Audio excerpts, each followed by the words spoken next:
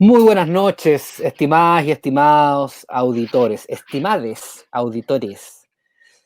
Estamos como cada 15 días compartiendo con ustedes algunos minutos de conversación con Cristian Tejeda y Rodrigo Lagos en las crónicas del encierro del bueno, el malo y el feo. ¿Cómo les va, colegues? ¿Cómo estamos? ¿Todo ok? Aquí estamos, encerrados nuevamente. Como Sí, dicen, como dicen unos amigos, bonitos y gorditos, chiquillos, bonitos y gorditos. sí, vamos a poder comparar después unos screenshots de nuestras presentaciones, ¿cachai? De nuestras grabaciones, para ver nuestra evolución en masas. ¿Ah? En look y en masas. No, yo me mantengo siempre con este look, como diría yo, Quijotesco. quijotesco, pero de Sancho, sí. Bueno, esta semana, esta quincena que pasó, se inauguró con la defunción de Ennio Morricone, ¿no? Nuestro... Hay que rendir un homenaje al compañero Morricone por los tremendos aportes que hizo a la densificación de la banda de sonido mundial, del mundo, a la banda de sonido del mundo. Entonces, nada, así partió la semana, así partió la quincena, y la quincena está terminando con otro funeral, o casi funeral. Tuvimos un funeral ahí medio julero de un,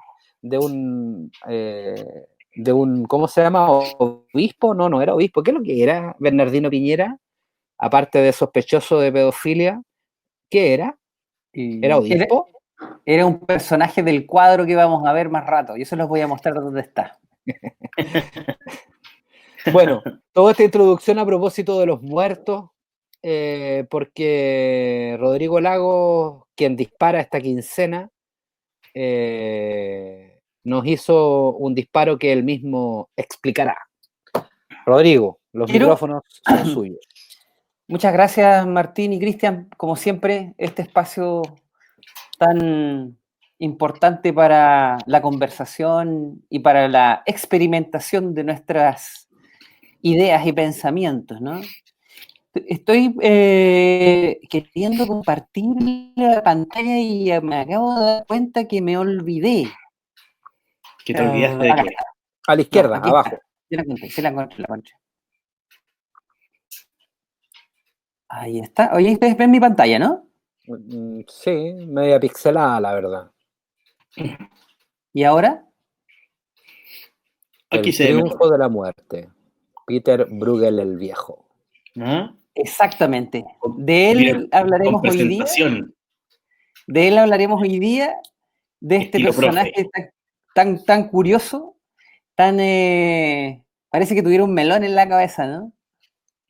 Sí, como que me imita el pelo. Sí, es Como que... peinado al viento.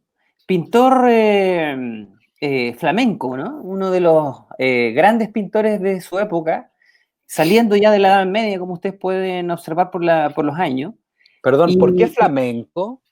porque era holandés. La pintura Holandés. flamenca o sea, lo que sería hoy día Holanda, no sé en ese rato si era a lo mejor Flandes, ¿no? Claro. Flandes, claro, pero ya, es que el concepto de flamenco como que remite más bien como al sur de España, ¿no? Andalucía. Sí, lo conversábamos con mi hijo delante y él siempre de chico se preguntaba, ¿por qué flamenco? No me suena como que fueran flamenco, decía. Bueno, sí. Ahora, Bruegel el viejo, porque hay un Bruegel el joven, que Claro. era su hijo. Así que el viejo que murió, como ustedes verán, no vivió tanto. O sea, tan viejo no era. Se ve como gastado, como algunos de los miembros del bueno, el malo y el feo, pero esas son otras circunstancias. El cuadro que quiero que veamos es, a ver si me resulta, es este. Un cuadro lleno de detalles, lleno de personajes que de algún modo como alguien me criticaba en el WhatsApp, me decía, pero yo estoy seguro que esto lo hace Rodrigo para fomentarse la flojera de no tener un texto. Y yo le respondía que eso era propio del logocentrismo. Sí, Que una imagen, pero una no lo dejes ambiguo. O sea, aquí no tenemos problema de que tú digas las cosas por su nombre. bueno, yo quería culparlos a los dos, pues así siempre quedan de malos. Y no Sí, hago... no, pero la responsabilidad no es Sí, de bueno, dos. sí. No, Claro. bueno, ese era, evidentemente Bueno, era Cristian, po. así es Él es- Martín. bueno, ya, pero colóquense Una serio que cosa es estamos que yo hablando. lo piense y otra es que lo diga. Por supuesto, me parece. Y no nos Pero vamos a colocar serios. No empieces con eso de pónganse serios. este cuadro, que además lo restauraron hace muy poco, hay una serie de videos sobre la restauración del cuadro, que está hecho en un panel de madera que se fue uniendo como las tablas de una mesa, y la restauración es maravillosa en términos de lo que muestran cómo estaba y cómo quedó. Es un cuadro que si uno ha tenido la experiencia de ver algunos otros, remite a cierta idea como del mundo medieval, a pesar de estar pintado en 1500. Y también recuerda a un pintor que se le conoce como el Bosco, sobre todo el Jardín de las Delicias, que tiene esto de muchos detallitos. Y creo que esos son los detallitos que a mí me llamaron la atención. Fíjense que, curiosamente, le comentaba a mi esposa que había pensado otra cosa, otro artefacto distinto. Y coincidentemente, el otro artefacto, que era una película que se llama Vienen en la noche, que está en Netflix, hace referencia a algunas de las escenas que hay aquí. Entonces es un cuadro que remite mucho a ciertos aspectos de la cultura popular. Recuerdo que alguna persona me contaba de que tenía en su casa la fortuna de tener un libro de arte con ciertas calidades fotográficas de este tipo de cosas, y le daba miedo cuando era niño.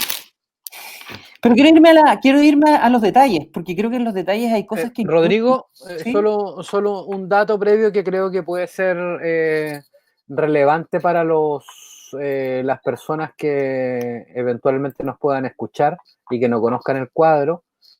Creo que es importante hablar de sus dimensiones. ¿Cuánto mide? ¿De qué tamaño es este cuadro? Fíjate que no lo recuerdo, pero es Yo un aquí tengo el cuadro dato.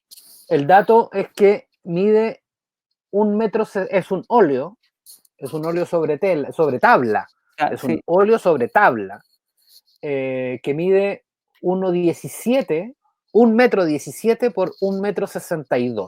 claro. O sea, es 1,62 m de ancho. Tejeda caería acostadito perfecto. El Sí, bueno. pequeñito.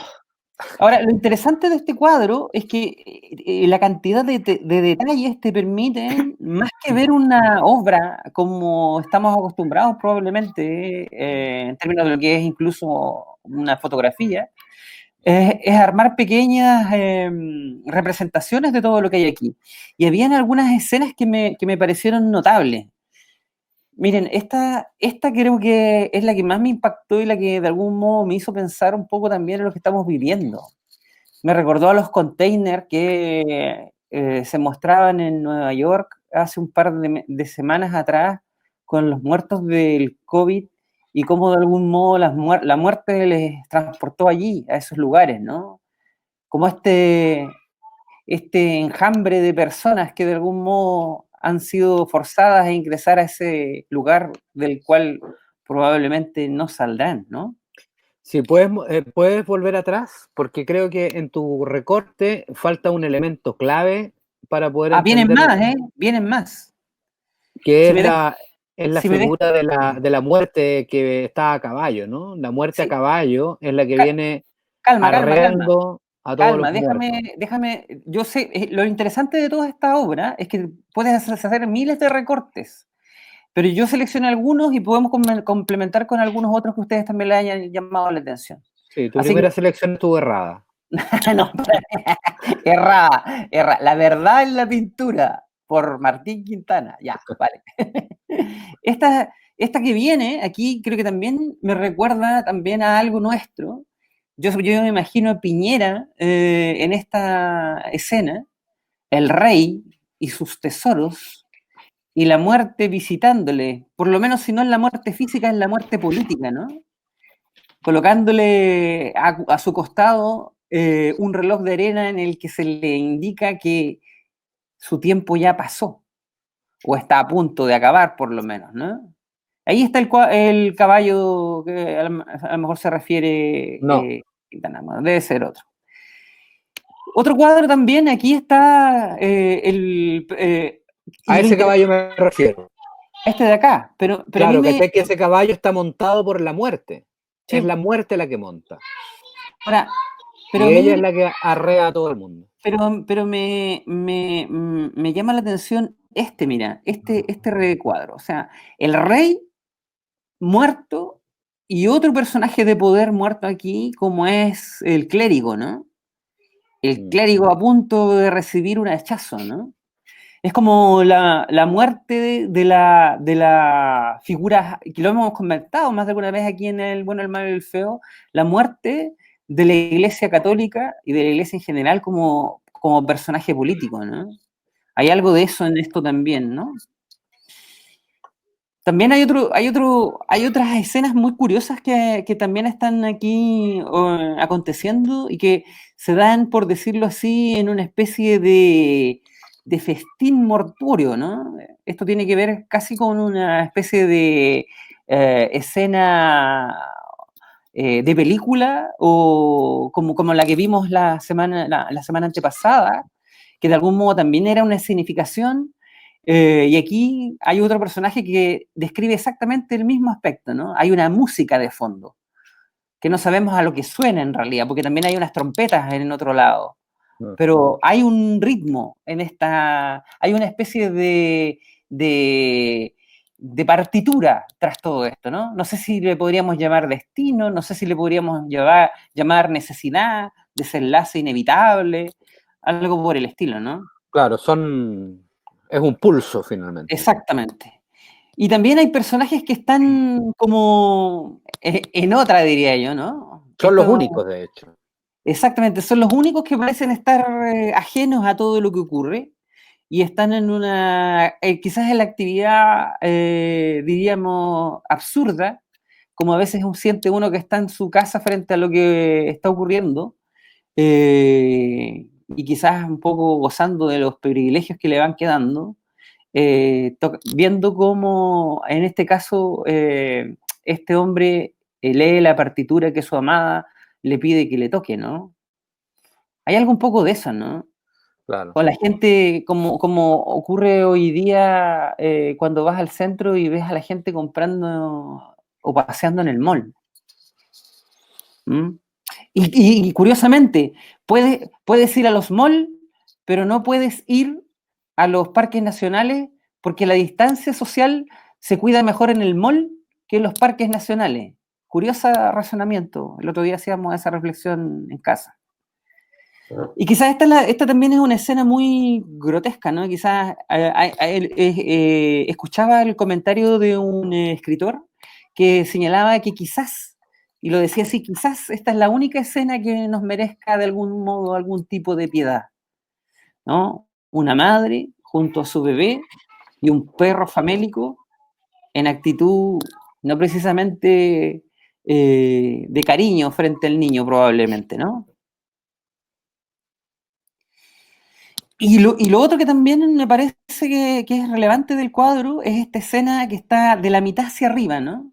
Esa mitad hacia arriba del cuadro donde hay una desolación total, absoluta, donde no crece nada, donde todo arde y todo está siendo quemado, que de algún modo podría reflejar hasta cierto punto lo que vivimos no solo medioambientalmente, sino de algún modo lo que está representando quizás toda la debacle, a lo mejor que ha causado el COVID en torno al desempleo, en torno a la pobreza, en torno a la necesidad de nuevamente de las ollas comunes, de la solidaridad de la gente. Y esta escena también me parece que es muy relevante. Podría uno entenderlo a lo mejor erróneamente como un cuadro que es una especie de lección frente a la vida, ¿no? Pero aquí no ocurre nada de eso, ¿no? La muerte, incluso a quien tenga fe, le va a tocar igualmente y sin piedad le cortará la cabeza, ¿no? Hay todo un universo de figuras que seguramente se me han pasado muchas. Solo seleccioné las que me parecían relevantes un poco en las metáforas que pudiésemos encontrar en lo que estamos viviendo hoy día, sobre todo en relación a cómo el poder hoy día prácticamente se ve sometido también a ciertas circunstancias que le superan y cómo de algún modo eso no solamente le afecta a los poderosos, sino termina afectándonos a todos, ¿no? Y en virtud de eso, de algún modo, quería plantearles un poco este espacio de reflexión frente a un cuadro, no frente a un texto, porque el texto de algún modo, si bien exige un análisis desde otra perspectiva, una imagen sigue siendo muy poderosa y creo que como esta puede ser igualmente sugerente que un texto, a pesar del logocentrismo de Christian. Gracias. Sí, yo ahí tengo una primera cosa que me gustaría tal vez, no sé si debatir, pero al menos marcar, y es la dicotomía que tú estableces entre imagen y texto. Yo creo que, claro, bajo el imperio de la cultura letrada, de la ¿cómo se llama el texto de Ángel Rama, la ciudad letrada, ¿no? La ciudad letrada se llama el texto de Ángel Rama. Me parece que sí. Me parece que sí. Sí. Entonces no lo he leído. Donde él hace, bueno, finalmente una especie de síntesis de lo que viene a ser la evolución del humanismo, ¿no? De las humanidades, particularmente latinoamericanas, al mediar el siglo XX. Y claro, en aquel entonces, a pesar de la relevancia creciente que está tomando el cine, las fronteras eran claras, ¿no? Entre el prestigio que otorga para esa sociedad y esa cultura y esa élite intelectual lo letrado y por lo tanto la noción de texto, ¿no? De texto en la medida en que tú vas construyendo este tejido de ideas y lo vas exponiendo en el lenguaje prestigioso del momento. Pero justamente en un momento como el nuestro, digamos, donde el imperio de la imagen es tan omnipresente, digamos, o no sé si omnipresente, sí, podría ser, o ubicuo, vamos a usar una palabra no tan asociada a lo cristiano, digamos. Tengo la impresión de que las fronteras entre esa dicotomía entre texto e imagen son bastante difusas. De hecho, todo lo que tú has elaborado, digamos, como narración para presentar este texto, que evidentemente puede ser similar al mío o al de Christian, o podemos discrepar absolutamente, son finalmente conjeturas que elaboras en función de un cierto lenguaje, ¿no? Y ese lenguaje está a propósito de un otro lenguaje también, que está ahí operando, y que en este caso es figurativo, es alegórico. Entonces, no haría esa distinción con la que tú terminaste tu intervención. Creo que también es un texto. Yo no la hago. Para decirlo en corto, digamos. O sea, creo primero que... te aclaro rápidamente que yo no hago la distinción, al contrario. La hiciste, podemos retroceder. No la hago, porque considero que justamente el valor del cuadro es exactamente el de ser igualmente un pretexto para, si tú quieres leer, ¿no? Sigue siendo ni menos denso, ni menos digno que el Quijote, por decirlo de algún modo, ¿no? Y en ese sentido creo que el punto que marco es justamente, y soy el que ha presentado 2 obras pictóricas, así que No me vengas con tus reconvenciones que no corresponden, por favor. Ya, no, No, yo creo que tienes que vengan con retroceder nomás y sus enojos de niños, por favor, ya. tienes que No, retroceder. No, no le mostremos En no le definitiva, mostremos weón, a la gente esta cara, por favor, ya. No. Oye, lo otro que quisiera decir antes de que Tejeda nos rompa absolutamente todo el paradigma, weón, con su aproximación Como espinociana, siempre. weón, es que este cuadro fue pintado 70 años antes de que naciera Espinosa, weón, así que tranquilo. ¿Cuál no? Pues 70 me quedas. No, pues Espinosa nació mucho después. 1632 nació Baruch Espinosa. seguramente se inspiró en esto, pues, bueno. 70 años después de que se pintó esto.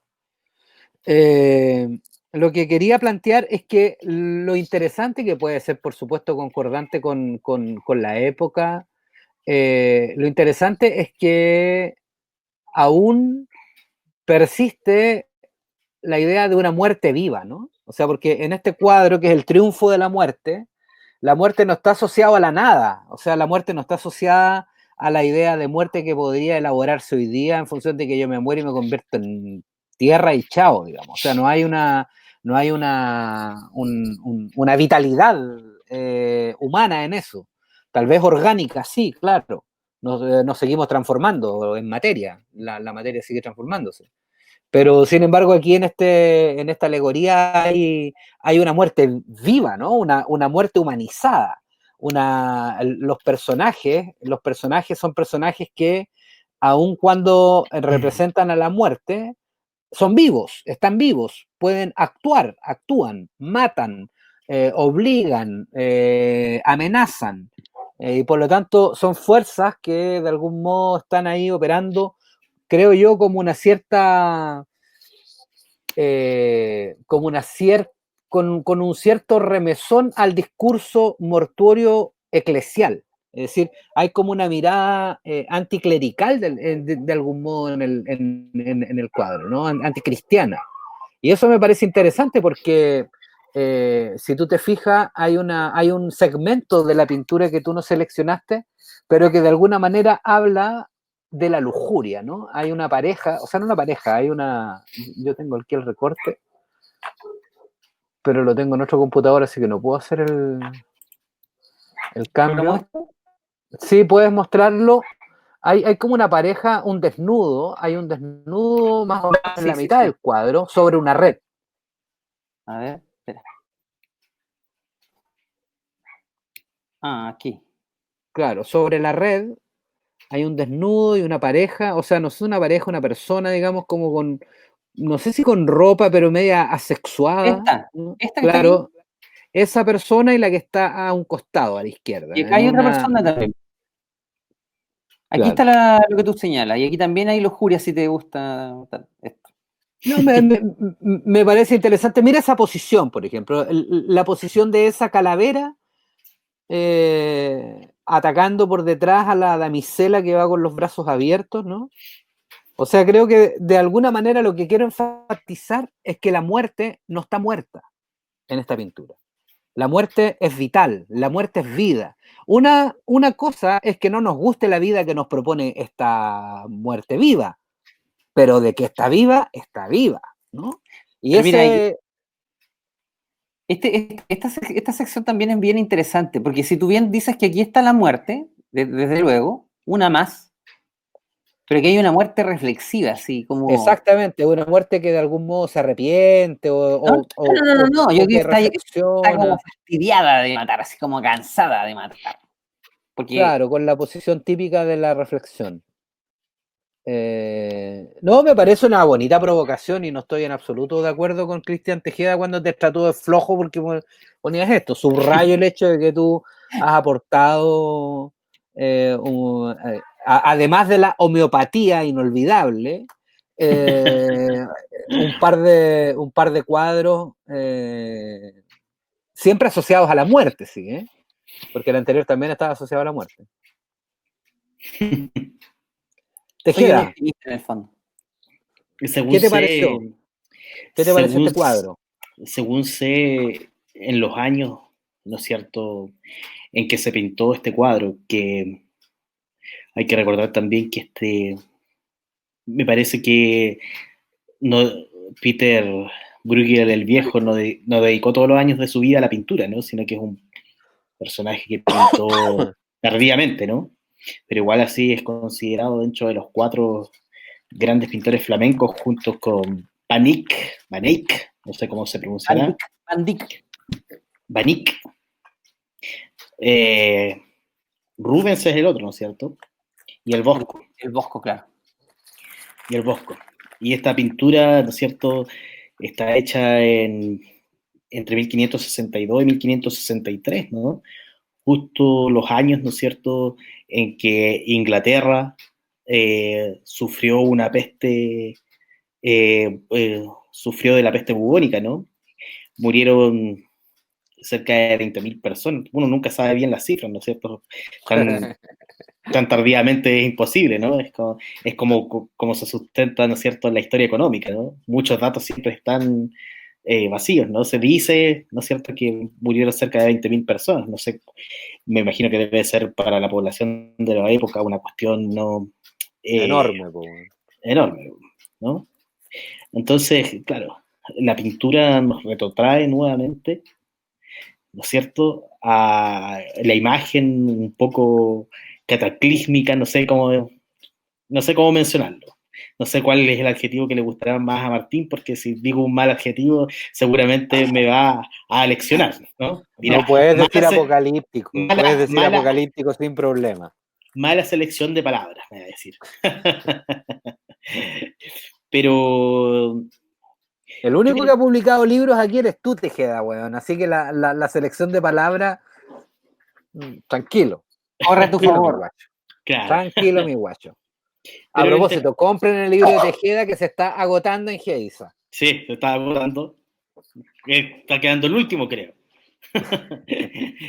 Que precisamente, ¿no es cierto?, la pintura que nos presenta, ¿no es cierto?, Rodrigo, nos retrotrae, ¿no es cierto?, un poco, o yo diría, si se sabe el dato, ¿no es cierto?, de que la peste bubónica andaba rondando por ahí en Inglaterra, ¿no es cierto?, siendo entre Holanda e Inglaterra, ¿no es cierto?, que son, ¿no es cierto?, siempre han sido potencias marítimas, ¿no es cierto?, seguramente, ¿no es cierto?, estaban precisamente Holanda e Inglaterra, que son 400 kilómetros más o menos la distancia que tienen, tenían noticias de lo que estaba ocurriendo. Y seguramente también la peste se extendió, ¿no es cierto?, por Holanda, no lo sé, ¿no? Pero lo que nos presenta Rodrigo nos presenta precisamente, y creo que nos llama la atención este cuadro, y es más vivo todavía aún su presentación, su representación, por el hecho mismo de que se asocia a una figura como apocalíptica, que yo creo que está presente, ¿no es cierto?, en la representación precisamente popular de la gente de hoy, con todo lo que sucede, ¿no es cierto?, con lo que está sucediendo con el COVID, y cómo de alguna manera, aparte de eso, aparecen muchas noticias de que por otros lados, ¿no es cierto?, la misma peste bubónica, ¿no es cierto?, se había revivado en algunos sectores, ¿no es cierto?, de Mongolia, de China, y cómo era ese hálito, esa presencia, ¿no es cierto?, que está ahí presente en el cuadro, no es tan vivo porque nos retrotrae a nuestra propia actualidad, ¿no? Yo me imagino que para una persona, porque precisamente hay muchas imágenes religiosas ahí, ¿no es cierto? Yo me imagino que para un profundamente creyente mira ese cuadro, les dice, ese cuadro está pintado justamente en un momento donde había una peste que estaba asolando, ¿no es cierto?, Inglaterra, y esa persona dice, oh, wow, me represento así, ¿no es cierto?, el estado caótico que viene para nosotros, ¿no? Sea o no sea, ¿no? Pero estoy pensando en una persona religiosa, ¿no? Entonces, esa viveza, yo creo, del cuadro, esos detalles, ¿no es cierto?, esa precisión que nos muestra el pintor, ¿no? Es precisamente a lo mejor la precisión con que se retrata muchas veces en nuestras cabezas la imagen, ¿no es cierto?, de lo caótico, ¿no?, de lo apocalíptico que parece ser el momento que estamos viviendo, ¿no? Pero bueno, eso para empezar, ¿no? Sí, fíjense que una de las características que tiene este cuadro es que de algún modo tiene eso que señala Martín, es anticlerical absolutamente, o sea, es antipoder en pocas palabras, ¿no? Y yo creo que es justamente un aspecto que hoy día está muy presente en nuestra sociedad, ¿no? Y en nuestro hábitat. Pero lo otro, es que esto lo pensaba honestamente en relación un poco a todo este escándalo político que tenemos por el 10%, ¿no? ¿Por qué dirán ustedes qué tendrá que ver el 10% con esto? Yo igual quiero ver. Porque inevitablemente, La con muerte de las 10%, AFP, pues, weón. no, incluso no es eso. O sea, es peor para nosotros todavía. Hoy día escuchaba una discusión de Alamán, no sé con quién, y le decían a Alamán que en Chile la mayoría de la gente cotiza por 18 años y que el sistema está diseñado para que tú cotices 30. Con 30 años tienes una tasa de recambio de tu sueldo de más o menos un 30%. Pero entonces alguien le decía, pero es que en Chile nadie cotiza 30 años. Entonces el sistema ya no sirve para Chile. Y cuando la derecha nos dice que este es un mal proyecto, porque vamos a perdernos el 10%, ¿el 10% de qué vamos a perder? ¿El 10% de qué va a perder la gente? Si lleva a estar mal igual. O sea, ya la situación era mala sin ese 10% o con ese 10%, y por lo tanto lo que la gente hoy día de algún modo me representaba un poco era este triunfo de la muerte casi inevitable, ¿no? De la muerte representada por el capitalismo, ¿no? Por el neoliberalismo, ¿no? Entonces, de algún modo había una visión evidentemente pesimista en torno a la situación que estamos viviendo frente al tema de las pensiones y cómo la gente de algún modo, a pesar de que retire eso, no va a solucionar nada y el futuro va a seguir siendo igual de malo, igual. Entonces, había un poco en esa lógica también los estaba mirando, fíjense. Y creo que es la que Sí. de algún modo demuestra cierta condición pesimista en la que nos encontramos, ¿no? Claro, el pesimismo radica en que, digo, el pesimismo, el aparente pesimismo del cuadro, radica finalmente en que son nuestros pares o aquellos a los que nosotros podríamos llamar pares los que están siendo conducidos irremediablemente a este gran ataúd, ¿no? Pero si uno hace el ejercicio de situarse un segundo en el bando de los muertos, empiezas a darte cuenta que este cuadro también te presenta una cierta jerarquía de muertos. Es decir, aquellos que están provocando la muerte, que aquí están representados todos como esqueletos. No todos estos esqueletos, como tú bien mencionaste y mostraste a un esqueleto reflexivo, no todos los esqueletos están en la misma posición de poder. Por eso que de alguna manera también me atrevo a cuestionar esta idea de que es un cuadro antipoder, porque de alguna manera justamente lo que representa es el poder de los unos sobre los otros. Lo que pasa es que los unos son los muertos, ¿no? Pero eso no significa que haya una ausencia de poder. Hay justamente un triunfo, ¿no? Y cada vez que hay un triunfo es porque una de las fuerzas logra imponerse respecto de la otra. Y en ese sentido es un cuadro que... Martín, solo para preguntarte, pero en un cuadro anticlerical, por lo tanto, de algún modo no creyente, ¿ese triunfo qué representa? El triunfo de los laicos, por ejemplo. ¿De los laicos? O sea, por ejemplo, o sea, creo que... Si los laicos se lo están festinando a todos parejitos.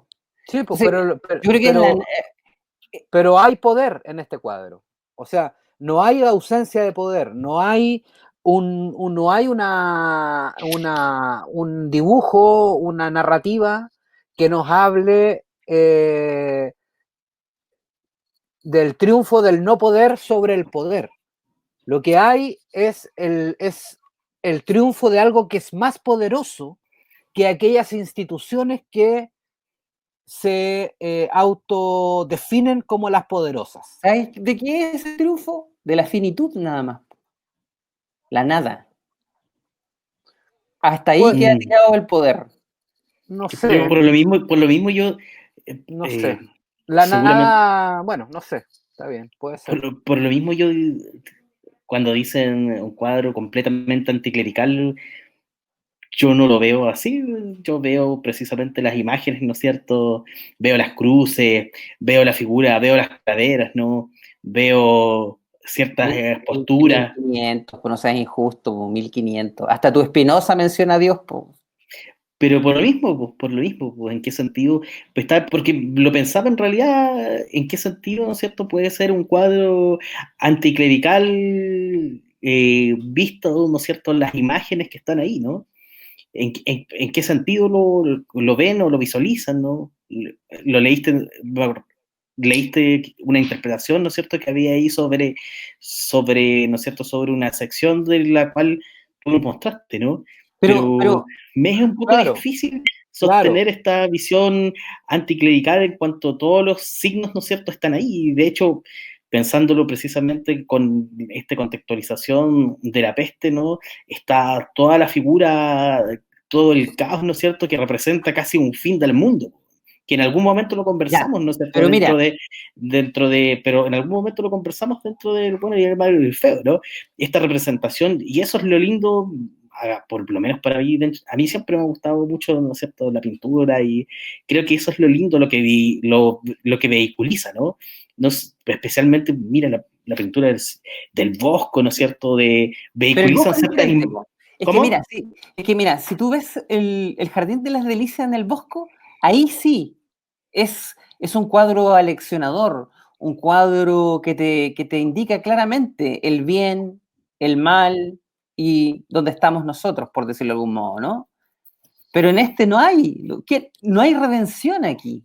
Aquí no hay una posición del redentor o de que la muerte sea el demonio o de que tú vayas a algún lugar de descanso potencialmente eterno, porque hasta el niño, el más inocente de todo, va a ser devorado. Punto. Mira, fíjate en una sección porque a mí el punto de lo anticlerical o no anticlerical igual me parece no tan relevante como el planteamiento que hace Rodrigo respecto de cómo se configura una lectura sobre el poder a partir de este cuadro. ¿Cuál sección? Creo que eso es interesante. La sección que está más o menos donde están donde están las trompetas con la cruz roja, y a la izquierda hay unas figuras sombrías. Córrete un poquito más hacia la izquierda. Eso, bájale el zoom. Esas figuras que están atrás, ¿no? Son calaveras. No lo sé, pero evidentemente son bastante menos nítidas que las que están en primer plano tocando las trompetas, digamos. Es decir, hay una especie de poder en las sombras también, ¿no? O sea, mi punto es que de las calaveras, dentro de los muertos, hay también jerarquía, hay también poder. No todos los muertos son iguales. No todos quienes, o sea, no todas las calaveras cumplen la misma función. Hay algunas que están gobernando el proceso, ¿no? Gobernando el proceso. Si te fijas, esas figuras que acabas de mostrar, que están en la penumbra, ¿no?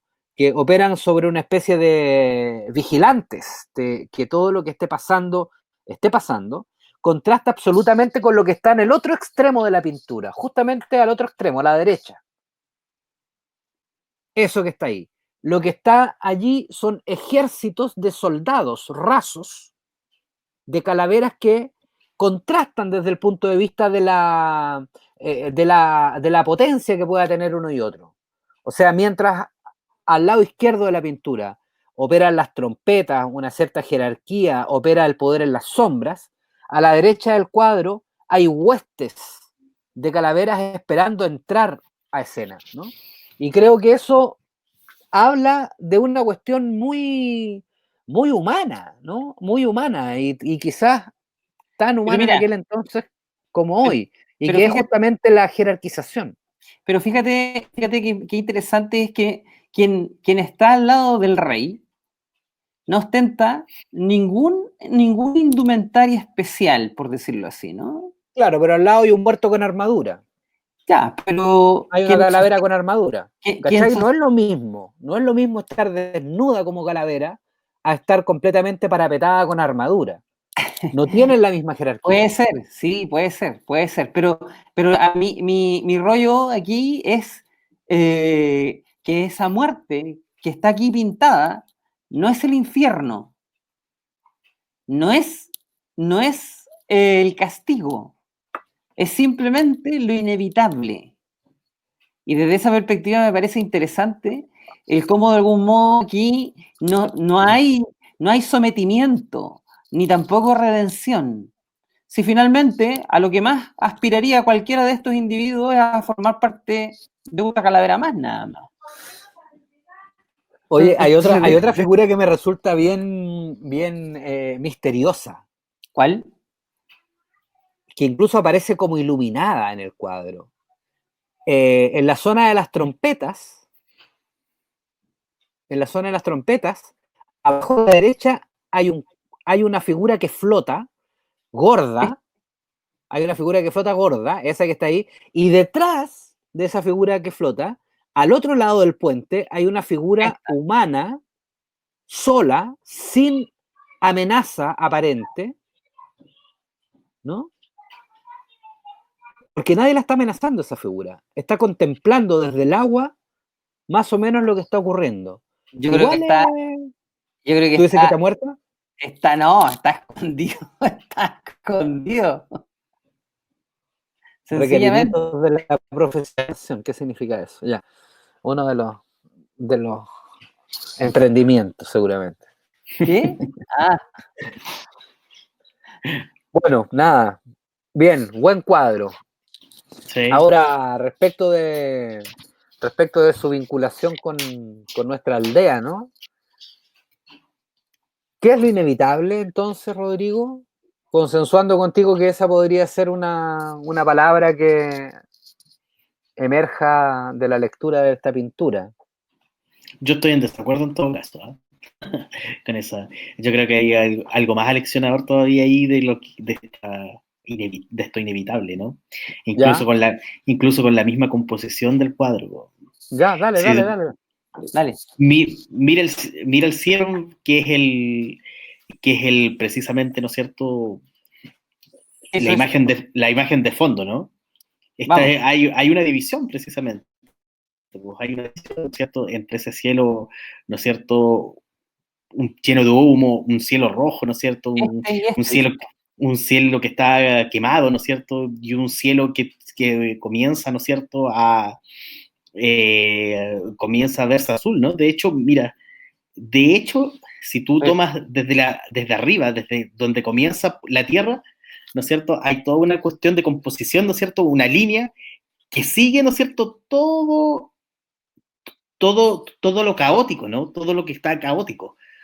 Todo el momento, ¿no es cierto?, de la muerte, pero todo lo que está, ¿no es cierto?, en el sector superior derecho, si bien aparecen algunas imágenes en el fondo, ¿sí? Todo eso que aparece en el fondo se ve incluso más nítido, se ve más diáfano, se ve, ¿no es cierto?, como una especie de salida, porque todo hacia el cuadro, ¿no es cierto?, se dirige un poco hacia allá, incluso, ¿no es cierto?, los humos que aparecen de las embarcaciones, ¿no es cierto?, se dirigen hacia allá, y todo ese negro y todo ese rojo termina convirtiéndose en un azul bastante reducido, ¿no? Pero todo va hacia allá. Pero mira, justamente eso te reafirma el punto de la no redención, porque mira, si el viento estuviese soplando en contra, te diría sí, hay una composición que de algún modo alude a la posibilidad de una claridad que se avecina, pero es todo lo contrario. Hay una claridad que no va a aparecer, porque el humo va todo para allá. O sea, Sí, pues, pero es un cuadro que habla de amenaza. Sí. Si tú vas más allá, ¿no es cierto? Porque se dirige hacia allá, por eso te digo, se dirige hacia allá. Tú puedes decir, a lo mejor el contexto, ¿no es cierto?, de lo rojo va a tapar todo o el contexto azul, ¿no es cierto?, es donde comienza, ¿no es cierto?, a redimirse en alguna medida, ¿no es cierto?, todo aquello que vemos abajo, ¿no? Pero si a eso le sumas, ¿no es cierto?, las figuras, ¿no es cierto?, los esqueletos que aparecen ahí, las cruces que aparecen ahí, ¿no es cierto? Si tú le sumas a esto las imágenes, ¿no es cierto? Porque ahí está el rey, ¿no es cierto?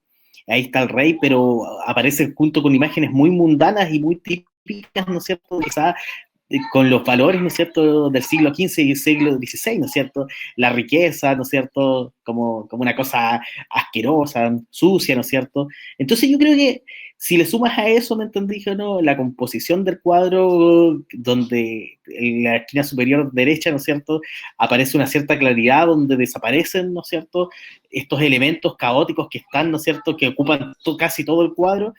Yo creo que estamos ante una imagen más bien, ¿no es cierto?, también un poco moral y aleccionadora sobre lo que es, ¿no es cierto?, sobre lo que es el triunfo de la muerte, y que justamente, ¿no es cierto?, está dirigida hacia estos valores, ¿no es cierto?, humanos, ¿no es cierto?, que aparecen ahí, ¿no? Estas representaciones del valor, en realidad. Pero es que interesante eso, valores humanos. O sea, estamos Claro. en la antesala de toda la revolución humanista, ¿no? Sí, O pues. de algún modo, tu aclamado Spinoza, el mismo Descartes, de algún modo, les es imposible abandonar las referencias a la tradición medieval, es lo que también le pasa a Bruegel, el viejo. De algún modo lo tiene que utilizar. Es injusto cuestionarle porque los usa. No, Oye, yo no lo he cuestionado, yo te oye, estoy diciendo que la interpretación del cuadro Sí, es lo muy sé. distinta de la que tú mencionas, creo. Sí, lo sé, pero de algún modo el derrotero del cuadro es una antesala, no del mundo que representa el mundo medieval, sino del mundo que se viene. A eso me refiero yo. Claro, es una especie de No es simplemente un cuadro religioso moralista, a eso me refiero. o Sería un sea, elemento No creo que lo sea, pero no creo que es yo un creo que yo, apocalíptico de la época. O sea, yo lo que creo que viene es No, terrible. o sea, si este yo cuadro creo lo que colocan, si este cuadro lo colocan al lado del Jardín de las Delicias, es completamente diferente.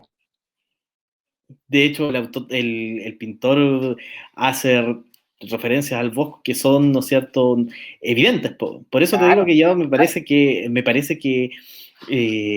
el hecho de que no se la pueda culpar por el hecho de ocupar cierta nomenclatura, yo creo que no dice nada. Yo creo que hay cierta cuestión aleccionadora ahí, y que también a lo mejor tiene que ver con un cambio de época, ¿no? Exacto, es que Lo mismo podía, si no es no lo, es ateo necesariamente, lo, no es lo ateo. mismo, lo mismo que si hacemos referencia, ¿no es cierto?, a lo que estamos pensando. Por eso digo que la imagen supera lo que está ahí, ¿no? Porque precisamente este cambio que tú mencionas es precisamente a lo mejor el cambio, ¿no es cierto?, que uno ve cuando se posiciona delante de una pandemia ya mundial, global, que es ¿no es cierto?, COVID, y esas imágenes, ¿no es cierto?, están reverberando ahí en las cabezas de la gente, yo creo que para muchos, ¿no?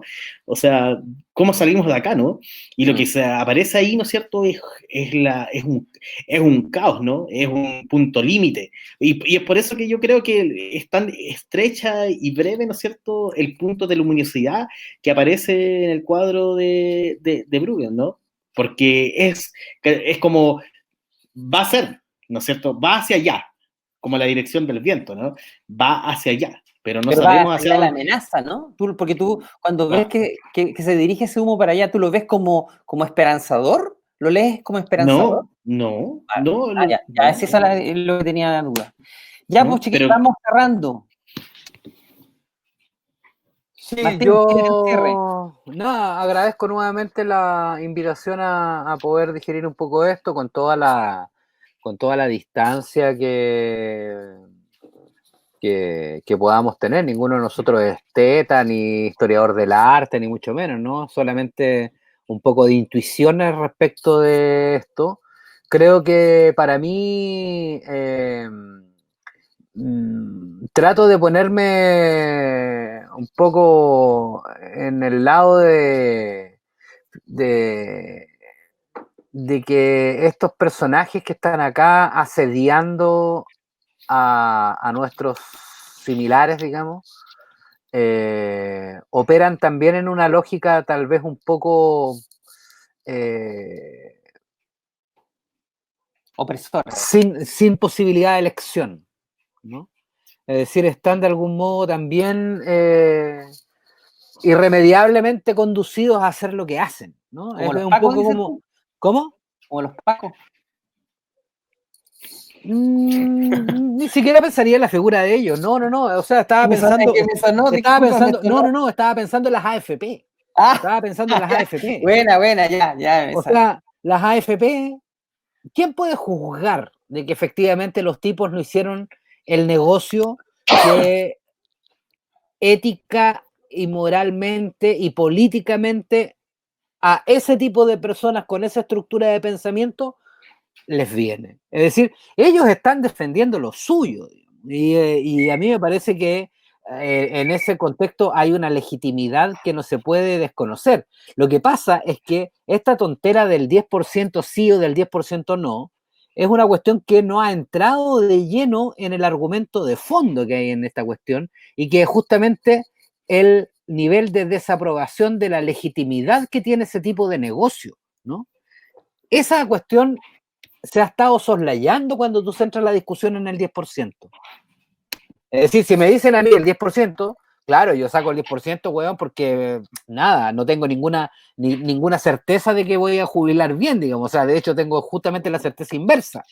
Por lo tanto, si me puedo pegar una raspadita de lo que sea ahora, me la pego, po, weón, y me importa una raja lo que va a pasar más adelante, porque ya sé que me va a ir como la mierda en este sistema. Por lo tanto, ahí, en esa. no, ¿por qué en esa? Te digo, ya disfrutando.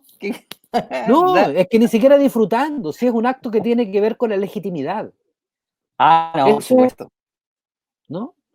Yo reconozco que para ellos, para quienes son los ideadores de este sistema, para quienes son los que están, recuerdo hace algunos años atrás, no sé si Ignacio Valente fue alguna vez presidente de la asociación de AFP, le preguntan en qué AFP estaba, y el weón dice, no, yo no estoy en AFP. Bueno, el presidente de la AFP no está en Pero AFP. no lo dijo así, lo dijo más o menos así, mira, yo no cotizo. Claro, como yo paso piola. Yo no cotizo. Así como, a ver si no se escucha. Si pasaba piola, sí. Yo no cotizo. Entonces, nada, bueno, yo creo que Lo aquí, inevitable, también me gustó esa, aquí me quienes gustó. asesinan de alguna manera también están en una condición de inevitabilidad. Eso, más No lo pesimista pueden evitar. todavía. Están haciendo eso. Me sigue llamando la atención las figuras de los personajes encapuchados. O sea, encapuchados no con la capucha pulenta, sino que con la otra.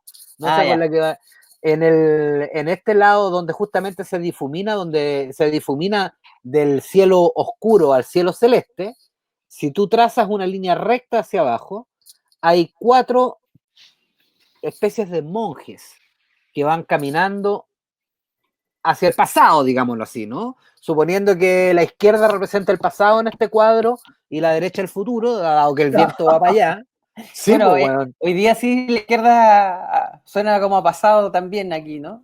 O sea, siguiendo las coordenadas que propone Tejeda. Tejeda propone que hacia la derecha del cuadro hay una cosa a la que se va, ¿no? El humo va para allá, O a los la que se trazos van para asedia. allá, la espada de la calavera está apuntando hacia la derecha, la ramita del árbol está apuntando a la derecha, es decir, todo nos indica hacia la derecha, ¿no? Pero Bueno, pero justamente van hacia la izquierda, caminando, 3 monjes, po, weón. Sin ningún tipo de amenaza. ¿Cuáles son tus monjes, weón? Bueno. No hay ningún monje, esos son calaveras, hombre. Pero como calaveras con capucha. No Y- se les ve cuerpo de calavera, perdóname. Bueno, pero aquí hay que remitirse a la figura medieval de la muerte que aparece además en esa maravillosa película sueca que se llama El séptimo sello. Séptimo Sello. Gracias, Cristian, casi se me olvida. Cristian, bueno, para cerrar, ¿qué parte del cuadro la que más te impactó o la que más te llamó la atención? No sé. Cierra. No, ahí donde está el rey, ¿no es cierto? Y la calavera, ¿no es cierto? Como sacando la platita, weón. Yo en este mundo me considero una calavera, así que le doy las gracias a nuestros diputados y espero que nuestros senadores por darnos mi 10%, que como ellos bien dicen, ¿no es cierto? Lo más seguro es que la gente lo desperdicie. Sí, ¿saben qué? Yo los voy a desperdiciar. Solo para darme el gusto de desperdiciar y ver lo incompetentes que son nuestros queridos contertulios diputados y senadores. Nada más para cerrar polémicamente. Y aparte que no estoy de acuerdo con su interpretación del cuadro. ¡Qué bien, Pero qué bien! Bueno, gracias amigos.